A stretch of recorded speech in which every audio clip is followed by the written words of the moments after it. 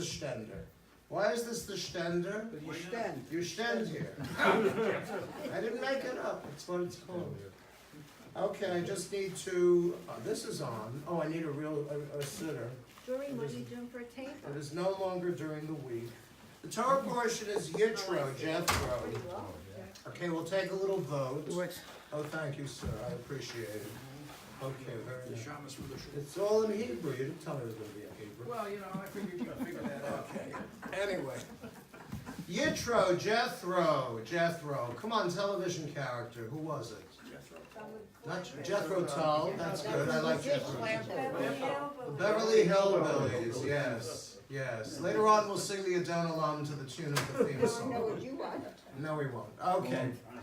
All right, Jethro, Yitro. What happens is that Moses, after committing homicide against the Egyptian taskmaster who was beating up the Israelite slave, takes it on the lam he runs away to the, I don't know if it's a village, a town, a state, a commonwealth. Anyway, it's called Midian.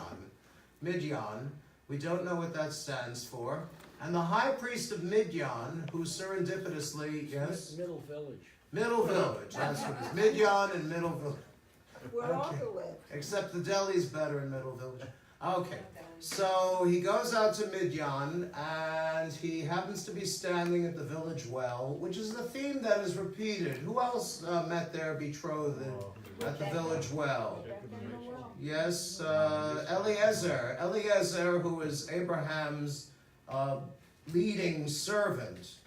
Okay, extra credit. How did Eliezer swear eternal fealty to Abraham before leaving to pick up Rebekah? We'll make it multiple choice. He said, I really like you as a boss. B, he reached under Abraham's thigh. That's it. And gave a little That's touch. Yeah, seriously. Really? Seriously? I do, I know. Yeah, this is thousands of years Yeah, before that's the strange. invention of BVDs. I don't have a 3. I can never figure that. You know, they never told us that in yeshiva. He put his hand under his thigh. Well, that's a little intimate, don't you think? No, don't think about it. All right. So Moses, back to Moses. Moses settles down in Midian, and in the great tradition of Jewish sons-in-law everywhere, goes into his father-in-law's business. What business is that? Shepherding. Shepherding is the thing. God loves shepherds. God is totally carnivorous. With all due respect to the vegans among you, I'm not going to ask for a show of hands.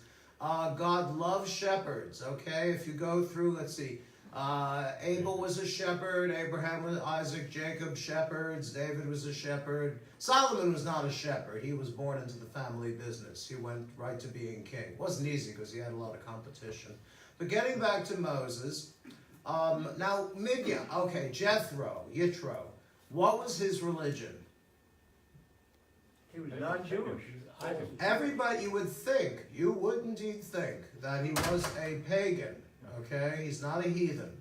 I told you that old New Yorker cartoon where the missionary reads the Bible to the South Sea Islanders, and he finishes and he says, there, I've just read to you from the Bible, so you're not heathens anymore, you're pagans now.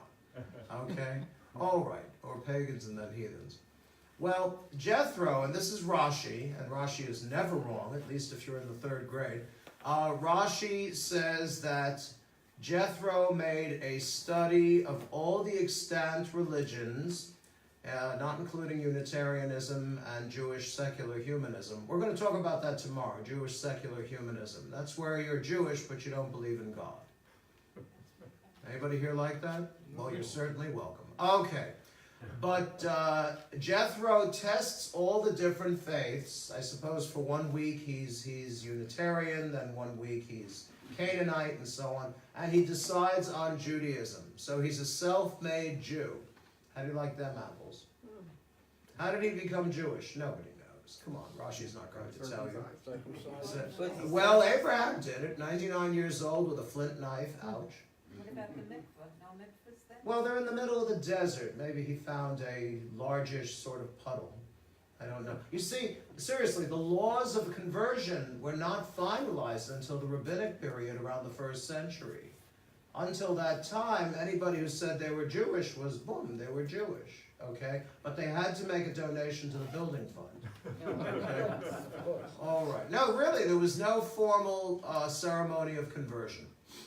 So it's just a matter of rejecting the idols and Yes. saying, I believe in one God. Yes, but we know that, for example, in the case of, was it Rebecca or Rachel? Rachel. Is it Rachel? Who is it who's sitting on the camel, and she's got the teraphim, the household gods, in her saddlebag? Rachel. And that is Rachel. Okay, and Lavan comes along and says, who's got my household gods? And she says, my lord, I have the way of women upon me, otherwise I would certainly stand up, even though I'm on top of a camel, and but I can't do it. So you see, even some declared Jews retained aspects of the rejected faiths. Okay? That's why I have a Ganesha and a Buddha in my office. They're not rejected faiths. Just in case. I like Ganesha because he had a tough life, and I like Buddha because he's calm. I need some calm. Are there any calm people here? Not in this room. One calm person. We're Jews, we're not calm. Okay, all right. Well, so at this particular Torah portion, the Israelites are in the wilderness, and God commands them to go and camp by Mount Sinai. Where is Mount Sinai? Nobody really knows. There are easily a dozen different mountains, each of which could be Mount Sinai, but we're not really sure which one. The most popular one, howsoever, is Jebel Musa, which means the head of Moses. I visited there back in 72 when Israel owned the entire Sinai Peninsula, except Gaza. Nobody really wanted Gaza. Very sad. And at the foot of the mountain is a monastery. It's the monastery of Santa Caterina, St. Catherine's. And over the centuries, the monks who did not have cable took the trouble to carve stone steps into the mountain, so that in the space of an hour or so you can climb the mountain and then unclimb the mountain, okay, descend the mountain. Now, why didn't Sinai ever become a place of worship? That's where God gave the 10 Commandments. Yes, but it's just not that popular. Otherwise, we'd know for sure which mountain is Sinai. Hello, good Shabbos. Good shot. They didn't make road signs. They did. Sinai apparently is not a very important place. I would think it would be. I mean, you have this amazing event called the Theophany. Do you know what the Theophany is? Theophany from Theos, meaning God, and Phani from appearance, the appearance of God. It's really the only example of God appearing anywhere in the entire Torah. Well, no, God appears in the Tanakh here and there. Okay? But it's just not that important. Anyway, God says, there are probably different stories that all got what? Why is it not important since it's the basis of our religion? I don't know. I could make something up. You mean Rashi didn't figure it out? Rashi didn't really care. Apparently, Rashi's not caring resulted in... There's God now. I know God could make calls on Shabbos. Maybe he had an angel dial it for him. All right. I really don't know why Sinai didn't become... I'm sorry? Could never understand that. Yeah, but I think more importantly, it's a very Jewish mountain. You don't need pickaxes, you don't need pitons, you don't need your serious climbing boots. You can go up and down in sandals, really, because of those steps. Yes, Joe? It's basically just a big hill. Yeah, it's not that big, really. I guess God likes to play it low. You know, he comes in low. All right. But in the Torah, it's very, very, very dramatic. Good Shabbos. Where God comes down in smoke and thunder, and God says to the people, wash your clothing and cleanse yourselves for the third day. Okay? Why do they have to wash their clothing? It's a sense of purity. They're about to have this FaceTime with the Almighty. And I will set a gvul, a boundary, around the mountain. You shall not cross the boundary. Otherwise, you will either be, I know one of them is Yaro Yare. You will be shot through. Arrows? Yes, with arrows. I don't know who's shooting the arrows. I was asking you that. Yes. It's a wonderful, it's scary actually. Although I have to admit, when I was in Orthodox summer camp, I excelled at archery. You know, everybody likes one sport or other, and I went every summer to lose weight. And I found that archery was especially effective in the two fingers. Go get that arrow, will you? A lot of calories. Yeah, really. I don't think they were wooden. I think we had plastic bows. Really? And of course, the ever popular arrow with the suction cup on the end. Oh. Okay? All right. Anyway, you're either stoned or shot through if you touch the foot of the mountain. And Moses ascends. So you've got thunder and lightning. The way you love is frightening. You've got to on wood. Okay. Anyway, no. There's a certain onomatopoeia, not onomatopoeia. It's where you not synesthesia. It's where you mix up your senses, mix up the two sensations. The Israelites were able to see the thunder and hear the lightning. What do they call that? Backwards. Synesthesia. Thank you, Paula. Okay, Joel. Also, during the 60s, there was a theory that the reason the Israelites were able to visualize the Almighty is because magic mushrooms grew at the foot of the mountain. But no one is supposed to see God. You don't see God. You just see the thunder and the And the lightning. mushroom. And that would be their vision of, is that what? They're not seeing God. The people were frightened and they turned afar off. Have you ever turned afar off? Okay. Well, no, they don't see God. You cannot see God. Instead, the shofar blows, but instead of being blown by a human being, where they start out strong and they get weaker, in the case of the angel blowing the shofar is blown louder and louder and louder. And then when the shofar stops, or thereabouts, Moses goes up on the mountain. And this is my favorite part. Because you've got Moses. He's at least 80 years old. And he goes up on the mountain and he communes with God for 40 days and 40 nights. He doesn't eat. He doesn't sleep. He doesn't attend to his needs. And that's what he does. Okay. I'm not going to ask for a show of hands, but this is what we're asked to believe. Rashi has nothing to say about this. I mean, this clearly happened, okay? And while he's up on the mountain, this is a midrash now, this is not Rashi. The midrash says that the angels debated with God, I always love that stuff, and said, God, do not give the Torah to Moses, do not give the Torah to human beings, they're going to mess up. You're going to tell them, I am the Lord your God, and they're going to worship money, or Maseratis, or something like that. You're going to tell them, don't steal, and some people are going to make a profession out of stealing, and so on and so forth. So keep the Torah with us. The Torah predates creation by 400 years. That's actually Kabbalah, where God uses the Torah as a blueprint to design the universe. What do you think? Good idea. Sounds good.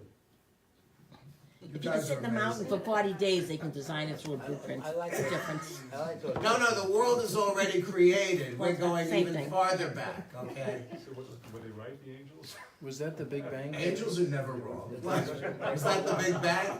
Is that the Big That Bang go along Theory? with the mushrooms? No, now you see, if you do Big Bang, then you're mixing liverwurst with the corned beef. Oh, yeah.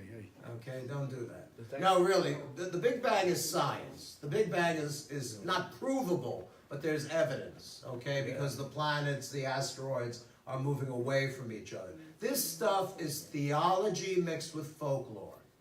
And I dare say that there are Jews who believe it literally. I had a big fight with, well, I'm not supposed to tell you who it was, a Chabad rabbi in North Carolina who said you have got to accept the midrashim, the legends, as gospel, so to speak. Now, what if you question? What if you feel, well, maybe Moses wasn't on Mount Sinai for 40 days and nights? Okay? You can question. We're Jews, we question. Okay? But wait. Okay, so finally, God says to the angels, of course I'm going to give it to human beings. He says, don't steal. You angels don't have any possessions. You can't steal from each other. Don't lie. Well, angels don't lie. And the angels finally admit, okay, God, give them the Torah. But it's not really the Torah. It switches back and forth. What really is it?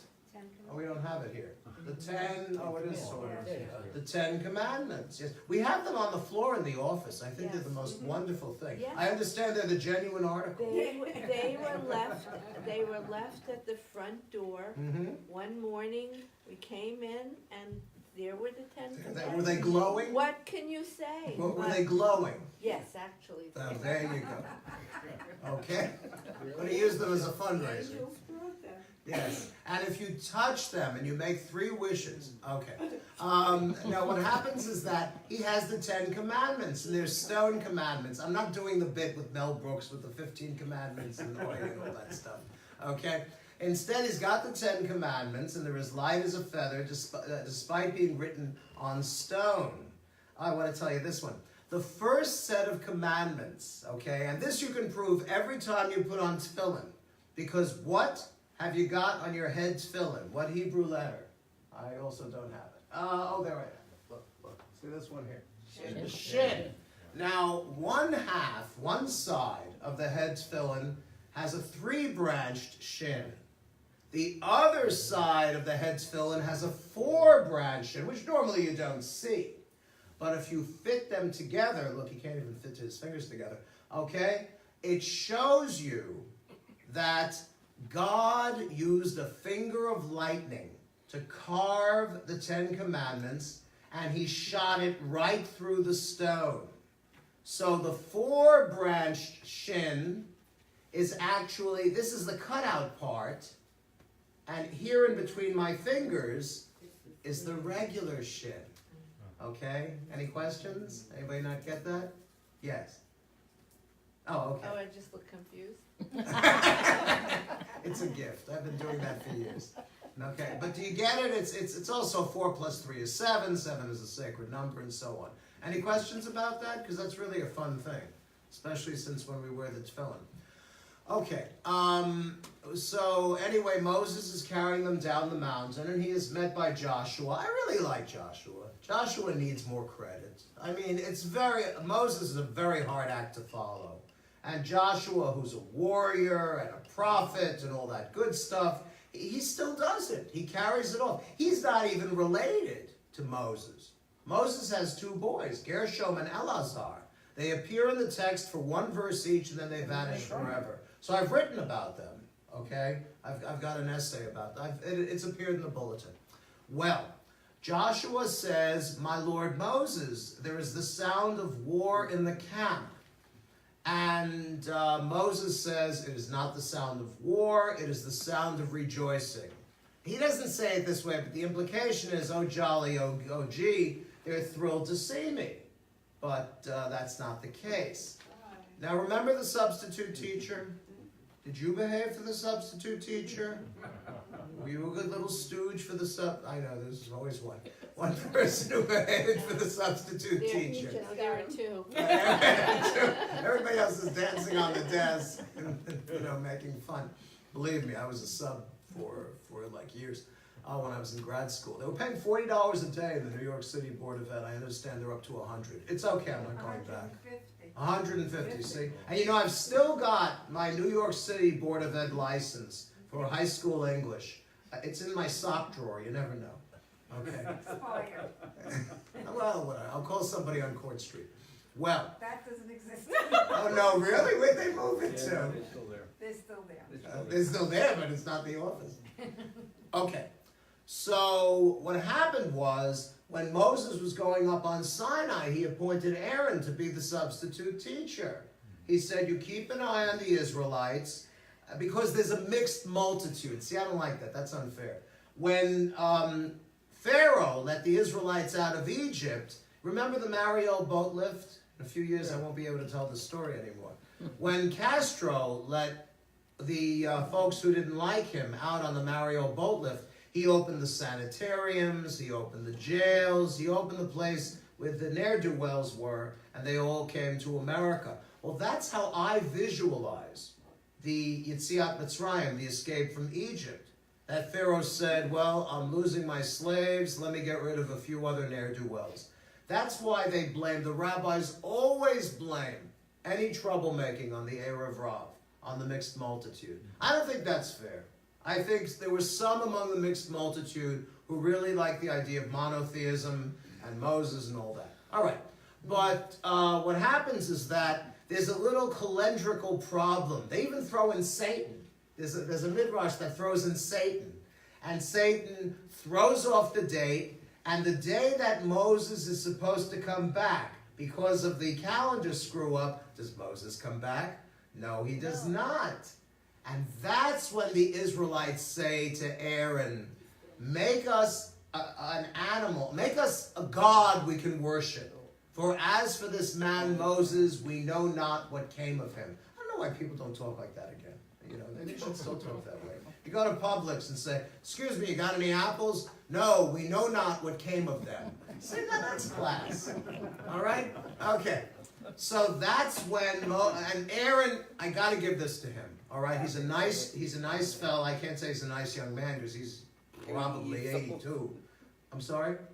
That's Okay. young. Yeah, in those days, it was like nothing. And Aaron says, if I ask the women, I'm sorry, this doesn't make the women sound very good. If I ask the women for the jewelry, because before they left Egypt, they despoiled Egypt. The Israelites went door to door to door to the Egyptian neighbors and said, yo, you owe me 400 years of back pay. That's a lot of moolah.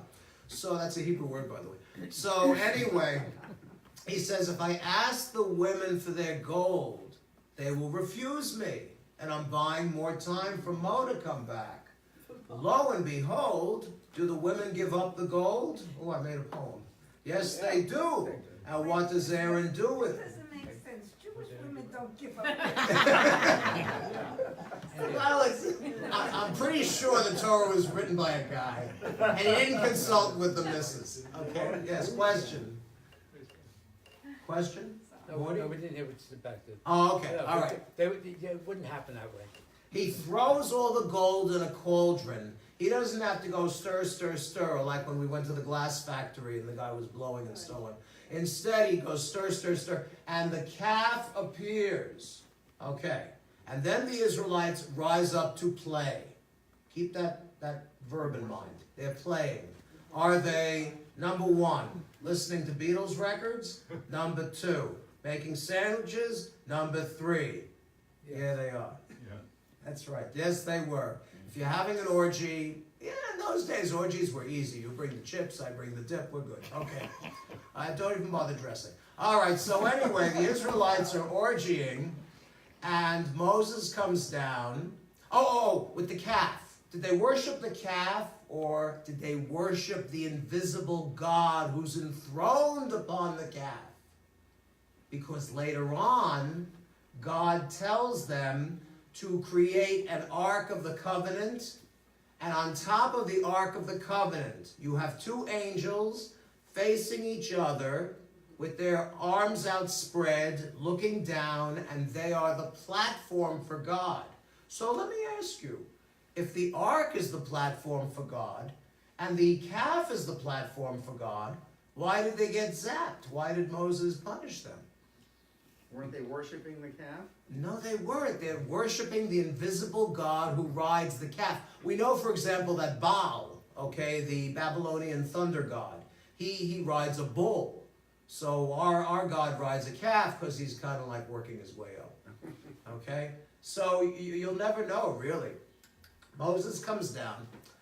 He sees the Israelites dancing around the calf and other things. The tablets, this is a midrash, the tablets allegedly get too heavy, and he throws them down. Wait a minute. There's another midrash that says Moses didn't feel the Israelites should be punished for breaking Torah law, so if I destroy the Torah and I never give it to them, They got nothing to burn. they're not liable. Okay? I love these midrashim. They contradict, they pile on each other, whatever. Because several of them come from different historical periods. A lot of them come from the 1st century. All right. So he destroys the tablets, and he takes the golden calf, he grinds it into powder, mixes it with river water, and has the Israelites drink of it. It's a little bit like eating crow. Okay? And then he's got to go back up on the mountain again. And this time, does God do him the favor of carving the 10 Commandments with a finger of lightning? He had to do it himself. And he's an old guy, and he's not so good with a hammer and chisel, okay? But that's what he does. He carves it, and he brings it down, and we're good. Then he reads the 10 Commandments to them. Okay? Questions, and then we'll end. Yes? So do these midrashes enforce belief? Or, They or- pile... Yes, go ahead. Or kind of mess it up? Well, in my case, they messed it up. No, I don't like contradictions, but it's a story. You know, if I tell the story, it's different from how you tell the story. It also adds a layer of folklore on top of the written Torah. And just don't think it's literal. It really bothers me when certain rabbis say that they're literal. I always thought the Midrash explained in more detail. Yeah, they'd like you to believe them.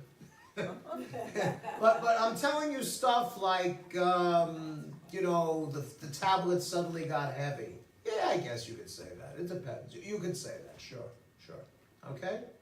But it only comes down with 10 Commandments. Now, if you accept the 10 Commandments, are you a good Jew? No, 'cause- They are suggestions. oh, there are Aseret Hadib For Bro. some people. Right, they're the 10 statements. Statements. Same, yeah. But I mean, the Torah has more guidance to be a better person. These are statements, and from that you can build a better code. Yes, that will help you to be a better son, a better father, a better family, a better. Oh, we agree the 10 Commandments are not sufficient by themselves. No. Right? So Yeah, yes. Moses brought down the Torah with No. the 10? Okay. Just the 10. Literally, he brought down the 2 tablets, which, as we said, are currently on, leaning against the wall in the office. But I was taught, okay, and I still believe this, he brought down the entire Torah, okay? The only part he didn't bring down, and even this is contradicted later on, is the tail end, because the end of the Torah talks about his own death, and not even a prophet like Moses, who spoke with God the way I'm speaking with you, face to face, panim el panim, can know the day of his death, because that would be very depressing indeed. How could the Torah have written about the golden calf when it wasn't, if that's what he was bringing down? Well, allegedly, okay, if you want to go by this. Personally, I believe in the documentary hypothesis, which is where you got the J part, the P part, the E part, and so on. But the traditional explanation is he wrote it down towards the end of his life. Oh.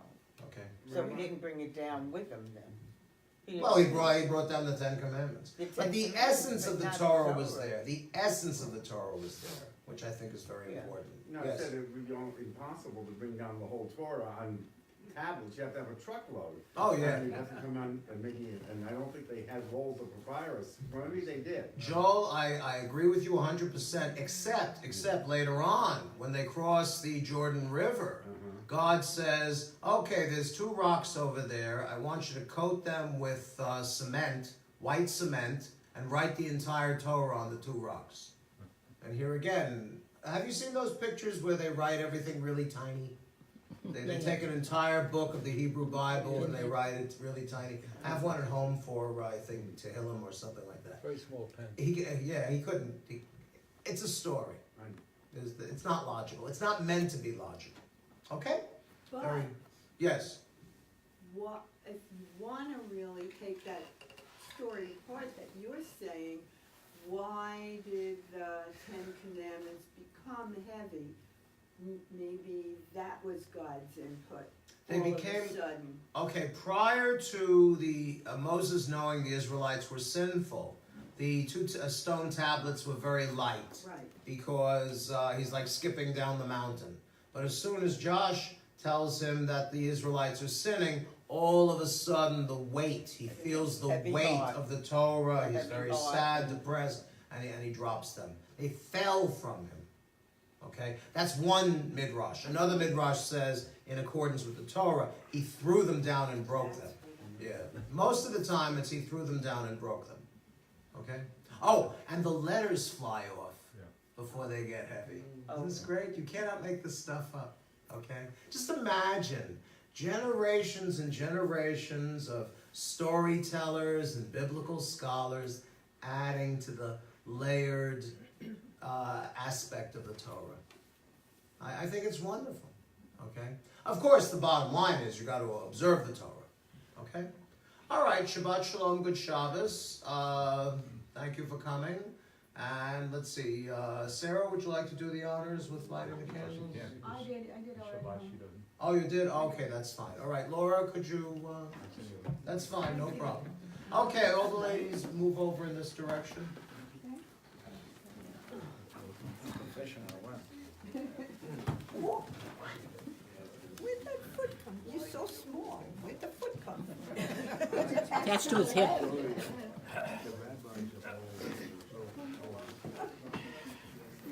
Okay. People know not to hit the rock.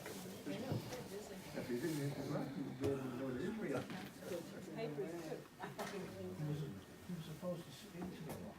Yeah, but if he wrote it, though, he knows you're supposed to hit it. I heard the Torah changed. You know, Thanks, you guys. let me wed, let me do I'm sorry. I got it. Everything changes with time. You know, somebody makes Chinese candles. Wave our hands over the candles. We're bringing Shabbat. We're going to cover our eyes and do the bracha.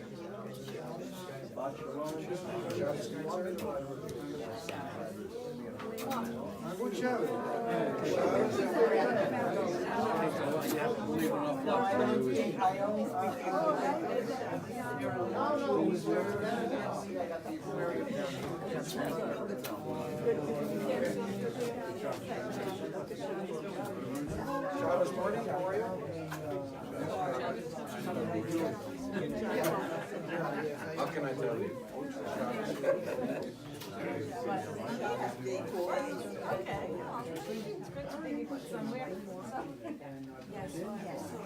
We are Shalom Aleichem, Malachei Hasharim, Malachei Elyon, Melech Malachei Amlachim, HaKadosh Baruch Hu. Malachei Shalom, Malachei Hashalom, Malachei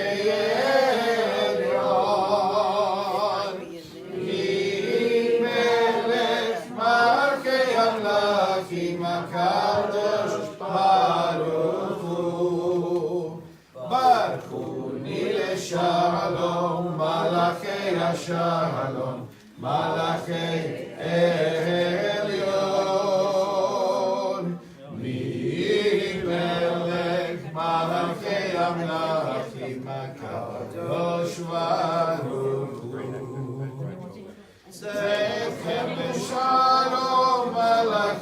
Shalom, Malachei Elyon, Melech Malachei Amlachim, HaKadosh Baruch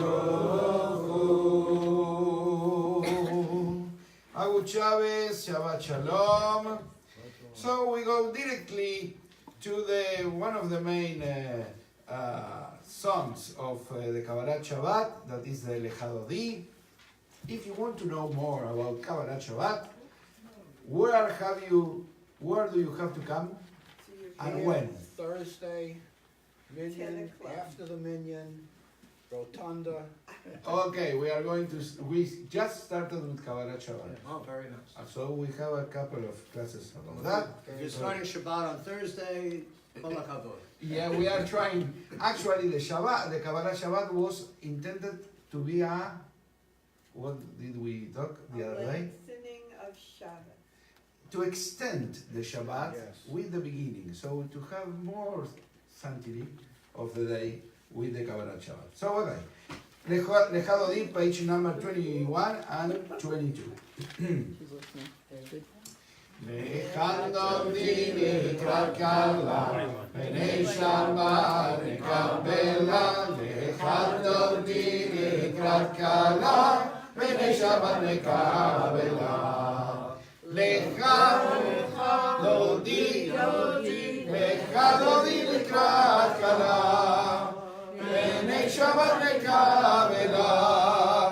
לechadodi לקראת קלה, פני שבת נקבלה.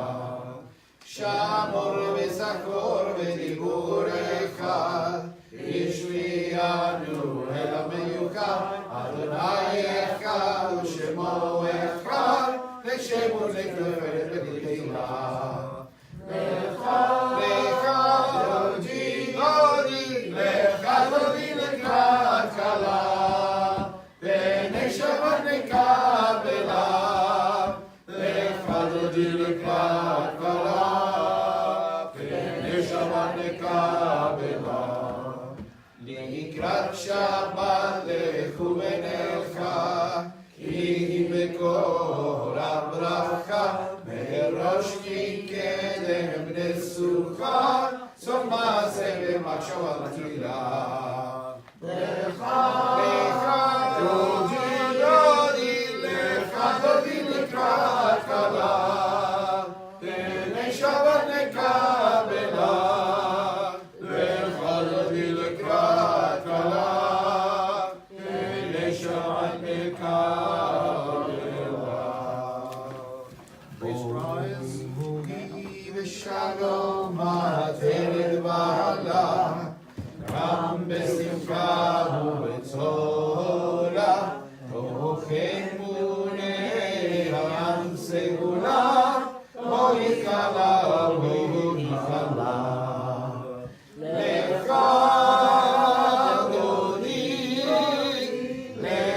לechadodi לקראת קלה, פני שבת נקבלה. lechadodi לקראת קלה, פני שבת נקבלה. Please remain standing. The Baruch Hu is on page 28. And we're going to ask Yvonne and Morty to honor us by opening the ark.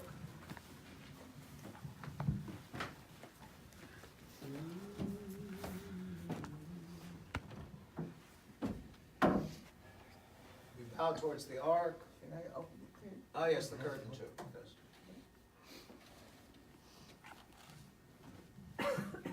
ברכו את אדוני המבורא.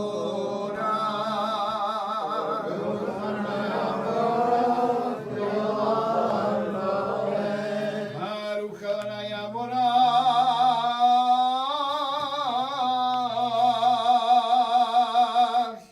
לעולם ועד. Curtains closed. ברוך אתה אדוני אלוהינו מלך העולם, אשר בדברו מרים עולמים בחוכמה פותח שערים, ובתבונה משנה עיתים ומחנים את הזמנים, ומסדר את הכוכבים למשמורותיהם ברקיע כרצונו. בורא יום הלילה גולל אור מפני חושך וחושך מפני אור. מביא יום ומביא לילה, ומבדיל בין יום ובין לילה. אדוני צבאות שמו, אל חי וקיים תמיד לא חלים לעולם ועד. ברוך אתה אדוני המריב הרמים.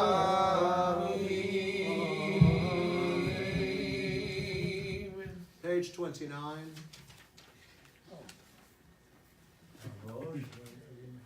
כי ימי חיינו באורך ימינו, ובהם נגי יומם בלילה, ואהבתך אל תסיר ממנו לעולמים. ברוך אתה אדוני אוהב עמו ישראל. All right, page 30, we cover our eyes to show God cannot be seen. Shema Yisrael, Adonai Eloheinu, Adonai Echad. Uncover the eyes.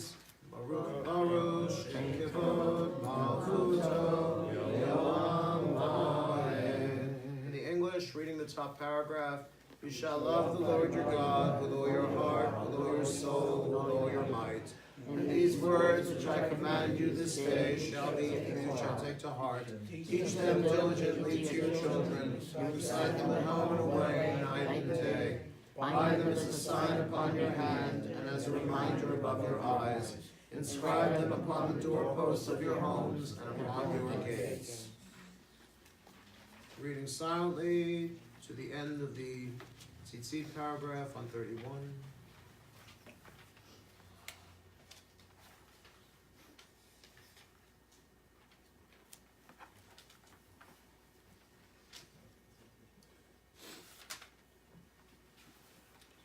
Adonai Elohechem emet. 32, middle of the page. ומלכותו ורצון קיבלו עליהם, משה ובני ישראל לכהנו שירה, בשמחה רבה ואמרו כולם, מי כמוך אלים אדוני, מי כמוך נהדר וקודש, נורא תהילות, עוד עושה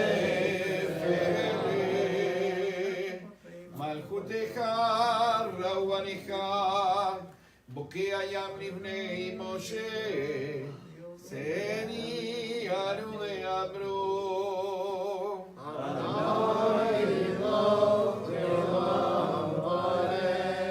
ונאמר כי אדוני את יעקב, וגאלו מיד חזק ממנו, ברוך אתה אדוני גאל ישראל. All right, 33, the top left, we go around and people mention the names of those in need of refuah shalema, quick and speedy recovery. Thinking of Adele Greenblatt, refuah shalema. Also, Dr. Joe Taubman, refuah shalema. Okay. James Basmajian. Refuah shalema. Kaiser Bas, Progressive Bas Yaakov. Refuah shalema. Ivan Kamenek, Refuah shalema. Martin Baker, Refuah shalema. Tony DeGina, Refuah shalema. Beverly DeGina. Refuah shalema. Rebecca Weinstein. Refuah shalema. Moshe Ben Yosef and Cy Bloom. Refuah shalema. Nancy Austin, Todd Refuah shalema. Austin, Refuah shalema. Lauren Mauer. Refuah shalema. Erling Curl, Refuah shalema. Joe and Arnold Cousin. Refuah shalema. Yes. Michelle J. Goldman. Refuah shalema. Okay. Yeah. Okay. All right, we'll read the English paragraph on 33. Help us, Adonai, to lie down in peace, and awaken us again, our sovereign, to life.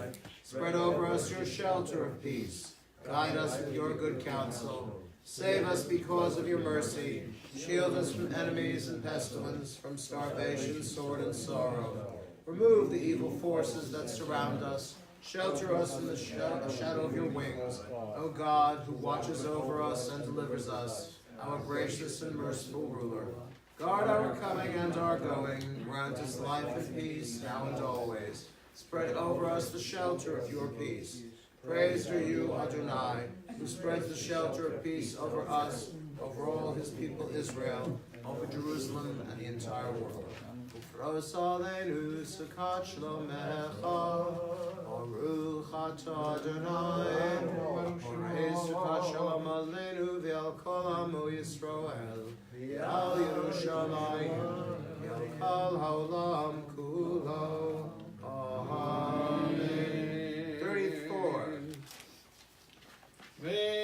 ושמרו בני ישראל Please rise. את השבת, לעשות את השבת לדורות ולעולם. ושמרו בני ישראל את השבת, לעשות את השבת לדורות ולעולם.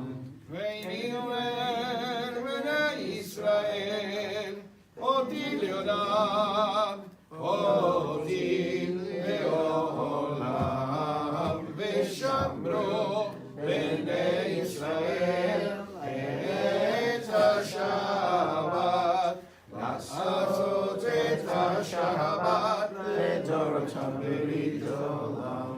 כי ששת ימים עשה אדוני, עשה אדוני, את השמיים ואת הארץ, ושמרו בני ישראל את השבת, לעשות את השבת לדורותם ולעולם. וביום השביעי שבת בי נפש, שבת בי נפש, שבת בי נפש. ושמרו בני ישראל את השבת, לעשות את השבת לדורותם ולעולם. The bottom of 34 is the half Kaddish. יתגדל ויתקדש ברבה. Amen. ועלמא דיברה כילותה וימליך מלכותה. B'chai כל יום יומך וכיכול בית ישראל. בעגלה ובזמן קריב אמרו אמן. יש רבה מבורך לעולם יום ויומיים יתברך וישתבח ויתפאר ויתרומם ויתרסק ויתהדר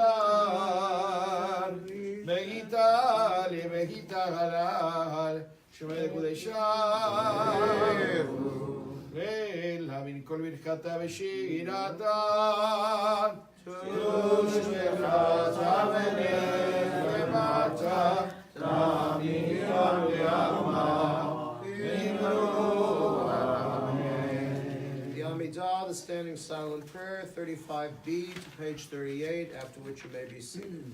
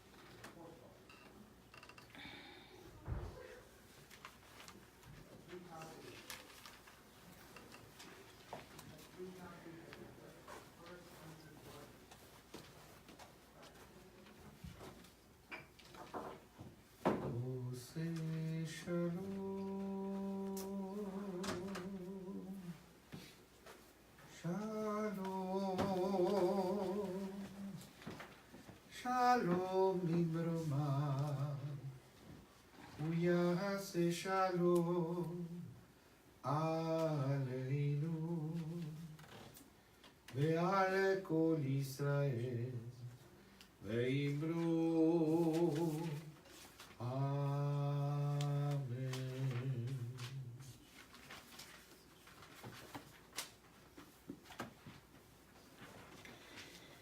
Page number 47. ויחולו השמיים והארץ וכל צמאם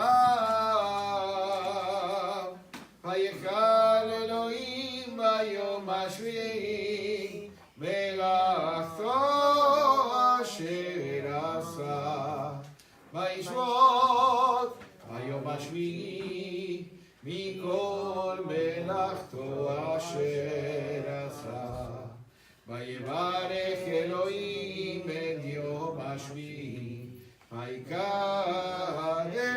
אותו כי בו שבת מכל מלאכתו כי בו שבת מכל מלאכתו אשר בנה אלוהים אשר ברא אלוהים לעשות. We all rise, please. We are in page number 48 for the Kaddish Shalem. יתגדל ויתקדש שם רבה. יעלמא נברא חילותו וימליך מלכותו וחיי כל ויומי כל וחיי כל בית ישראל. מגלה וזמנגנים ואימרו. יש ברמה ומורך. לעולם ולעולם ויומיים. יתברך וישתבח ויתפאר מדרום מדנעשה. ויתהדר ויתעלה ויתעלה לשם קודשה. ואלה ונכל ברכתה ושירתה. ושבחתה ונחמתה מן המלמה ואימרו. יתקבל צלות הרמות לכל ישראל.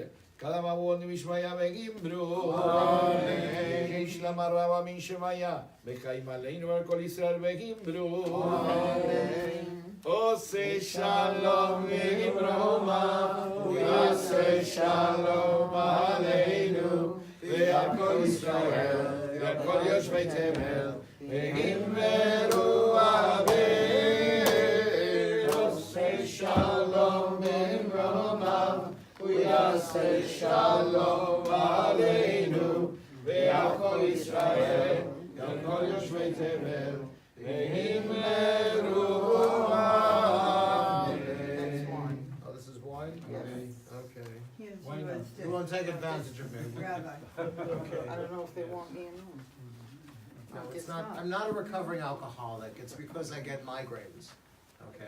And I'm Juice, such a right? delicate flower. Oh, You are recovering. And This besides, is if I juice, was this is God juice. forbid an go right alcoholic, ahead. I wouldn't be working on kosher wine, right? Smell it, I think It's juice, it's juice. Juice. Juice. Juice. Joe wine? I remember the big controversy, when I was a kid, you couldn't drink Welch's, because it was Yayin Nessa, which means wine poured out as a libation to idols. And I'm sure the people with Welch's were very surprised. Yeah. They just know. It's in the mid. But now it's okay, now Welch's has a hefsher. Yeah, get out. They wanted you to buy Cadam, Or Triangle K or whatever. or Shapiro's. The wine you could almost cut with a knife. 49. Baruch atah Adonai Eloheinu melech haolam, moreh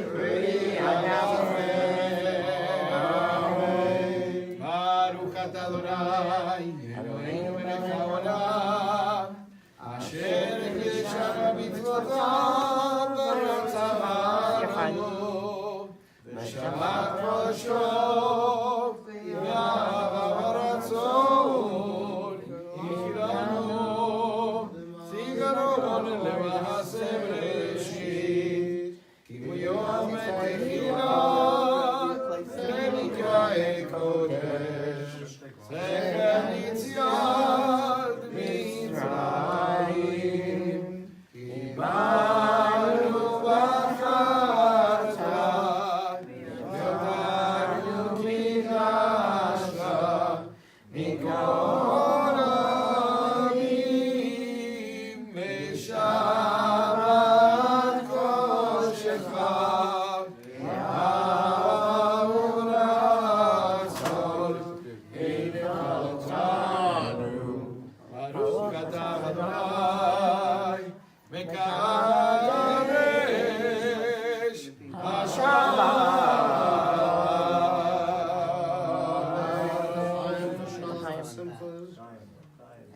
you know. Very nice.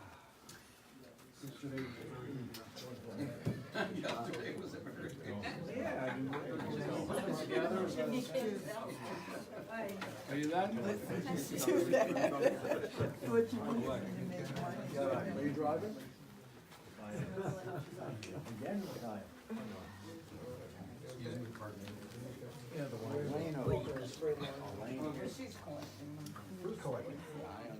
So, we're ready standing for the Aleino. Who's Yes. going to open the ark? I was replaced.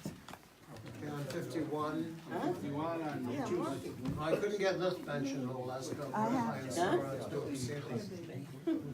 Yes. It's a very challenging hour.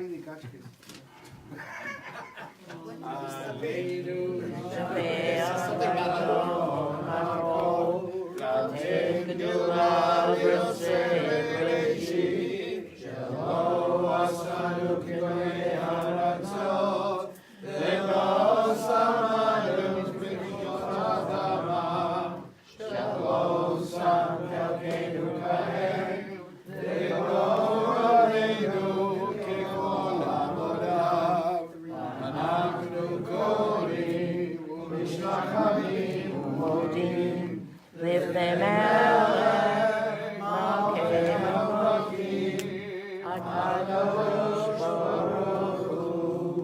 שהוא שמיים ויוצר הארץ, ומשה יקרו השמיים ממעל, ושכינתו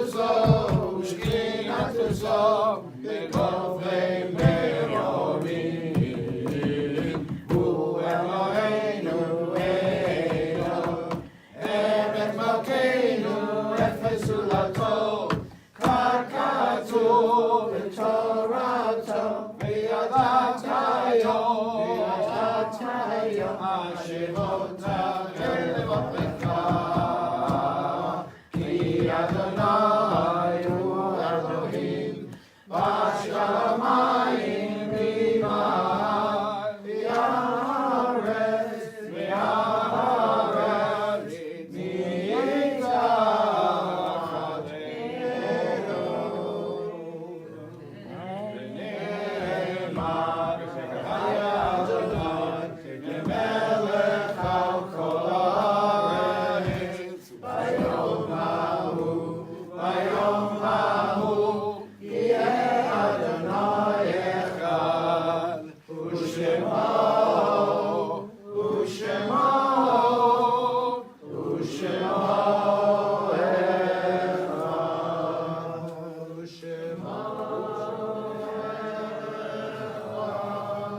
The ark is closed. If you're not saying Mourner's Kaddish, you may be seated. seconds. And the Mourner's Kaddish is on 52. Yeah, the wooden doors too, please. Thank you very much. Yitkadal, Yitkadash, Shemei Rabbah, Amen. Yalmad Yivrach, Yimutei, Yamlich Machutei. V'chayechon v'mechon, Chayedechol Beit Yisrael. Bagalav Bisman Kariv Yimru Amen. Yehi Shmei Rabbah Mevorach V'Olam U'Me'al Maya. Yitvorach V'Yishtabach V'Yitvoar V'Yitromam V'Yitnaseh. Yitadar V'Yitalev Yitalal Shemei Tekudisha Barichu. Li'ela Min Kol Birchata V'Shirata. Tushbechata V'Nechmata. Amiran Bi'Alma V'Yimru Amen. Yehi Shalom Rabba Min Shemaya. V'Chayim Aleinu V'Al Kol Yisrael V'Yimru Amen. Oseh Shalom Bimrama. Uyaseh Shalom. Aleinu V'Al Kol Yisrael V'Al Kol Yoshvei Tevel Yimru Amen. Please be seated, and a few well-chosen words by our wonderful temple president.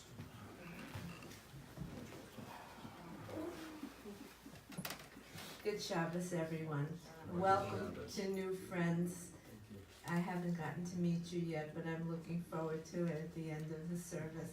We're so lucky to have you with us, and wonderful, sweet Shabbos, and to old friends, and to sweet friends. And I just want to say to you something that I think I said last Saturday as well, that Now, to stand with friends for a Mourner's Kaddish, for people who were loved, is a great honor. And we all do that for people who we love, who are in mourning.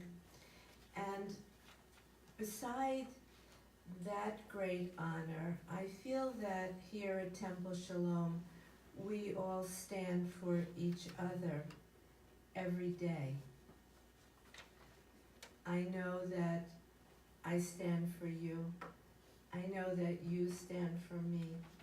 I know the same with you, and it's the same with me.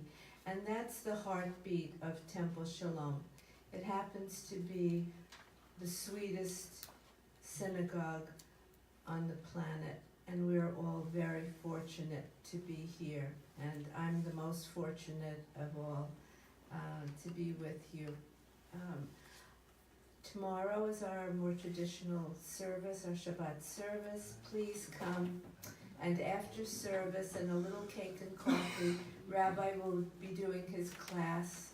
We're going to be doing Jewish secular humanism, but we're going to juxtapose it to Yehuda Halevi, and I'm pretty sure he's 11th century. He was really, really strict about his beliefs, and we're not quite sure what happened to him, but fabulous stuff. I hope you'll come. Yeah, please do come. Don't miss any of Rabbi's classes or Cantor's class. Cantor's class is on Thursday morning after Minyan. Come for Minyan, stay for Cantor's class. And this week will be We continue with Kabbalah Shabbat. Kabbalah Shabbat. Yeah, Right, going Cantor Kabbalah did. Shabbat. Right, Cantor did speak to you about that already. Also on Wednesdays, our Rabbi's class on adult Hebrew class at 4:30. We're doing modern conversational Hebrew now. Even better. That's terrific. And then a current events class at 7 o'clock. Check your bulletins for all events. We are booked with events right now through May. And I'm looking now to book June, July, and August so that we have an exciting summer and that we don't get so lonely for our snowbirds who aren't here in those months. So February is going to bring a book signing on February 16th by our own Laura Durant, not to miss that. Just check in the bulletin on everything. February 22nd, the joint Shabbaton with Federation. Please come into the office or call. We'll book that for you. Just let us know that you do want to come. It's a very important event for Temple. I send you my love and wishes for a wonderful week. All right, just one more bit of business. Cantor reminds me, I don't have it here in the Luach, but I certainly believe Because it. it's not a day of the Jewish calendar. It's a day that Oh, I think Chazayin. the United Nations. I mean, they put the 27th of January as the International Day of remembrance of the Holocaust. So it's going to be this Sunday. Some places they have like some kind of gatherings or ceremonies from the governments and a lot of different congregations. But if you want to do something in a individual way, you can, of course, remember talking always talking about what happens. And there is a big movement on Facebook and other media that is the hashtag We Remember, and you put hashtag We Remember with a paper of that, and it's a way to keep the memory alive, because there are high chances that in the future, not in 20, 30, 40 years, but there are people that whenever the survivors are going to be gone, and this is not going to happen in a long time, and if we don't do anything to to keep the memory of that terrible chapter of the history of the world. It might happen again with other people also. So we can do a minimum thing that is just to put the hashtag, whoever is in Facebook, yes, or in the media, of we remember, keeping the memory, at least in the virtual way, or if you know about any kind of ceremony, you can go. Thank you. And on page 54, we have the Adon Olam. Yeah. What's the Digan du jour? No. Today we are going to do classic. Oh, Yeah. what is that? Not classical. No, not classical. So it's Adon Olam Asher Malva B'terem Kol Yitzir Nivra Le'et Nasa B'chefzo Kol Azay Melech Shemo Nikra V'yacharei Yivot HaKol L'vayom Yimlok Nora V'hu Haya V'hu Over V'hu Yeh B'tifara V'hu Echad V'ein Sheni Le'amshil Lo Le'achmira V'li'reshit V'li'tachlit V'lo ha'oz V'ha'misra V'hu Eli V'chaydoli V'tzorchev li V'yetzara V'hu nisi u'manos li Menachos V'yom Ekra V'yado Avkir Ruchir V'et Yishar V'yira V'im Ruchir K'viyati Adonai li V'lo yira. Please rise for the closing benediction. Yevarechecha Adonai v'yishmerecha. And Lord bless you and keep you. Yair Adonai panav elecha v'yichuneka. And Lord make his face shine upon you and be gracious unto you. Yisa Adonai panav elecha v'yasem lecha shalom. And Lord turn his face unto you and grant you peace. We'll say Amen. Amen. Good Shabbat. Shabbat. You too.